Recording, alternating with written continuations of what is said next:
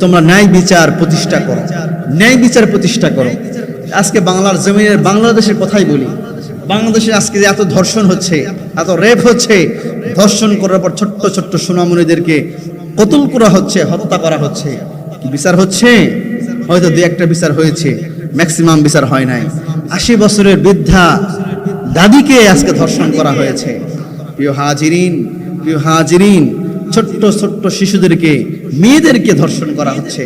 প্রিয় হাজিরিন, আজকে যদি ওমর রাদিয়াল্লাহু তাআলা আনহুর মতো একজন ব্যক্তি বাংলার জমিনে রাষ্ট্রপ্রধান হতো, আজকে এত ধর্ষণ, রেপ, হত্যা বন্ধ হয়ে যেত সব।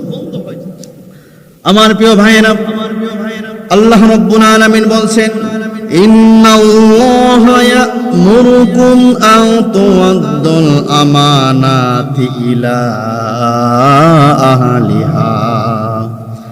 আল্লাহ রাব্বুল আলামিন বলছেন, তোমরা আমানত রক্ষা করবা, হকদারদের হকগুলো পৌঁছায় দিবা, ন্যায় বিচার প্রতিষ্ঠা করবা। ন্যায় বিচার প্রতিষ্ঠা করতে হবে, আর যে ব্যক্তির যে হক আছে হক পরিপূর্ণভাবে আদায় করে দিতে হবে। কিন্তু বর্তমান দেখা যায় ন্যায় বিচার তো চলে না। 1 লাখ, 2 লাখ, 5 লাখ টাকা দিলে ফাইল পরিবর্তন হয়ে যায়, ফাইল থাকে না, ফাইল পরিবর্তন হয়ে যায়। যে মানুষের কোনো দোষ নাই, যে মানুষ এই বিষয়ে কোনো কিছু জানে না, ওই মানুষকে ওই দোষে তাকে ফাঁসির কাস্টে ঝুলানো হয়, ওই ব্যক্তিকে জেলখানার মধ্যে বন্ধ করে রাখা হয়। আছে না নাই? আছে। এই জন্য আমার প্রিয় ভাইয়েরা, ন্যায় বিচার প্রতিষ্ঠা করতে বলেছেন আল্লাহ রাসূল সাল্লাল্লাহু আলাইহি ওয়াসাল্লাম। আমরা চাই আমাদের বাংলাদেশে, সারা পৃথিবীতে ন্যায় বিচারের প্রতিষ্ঠা হয়।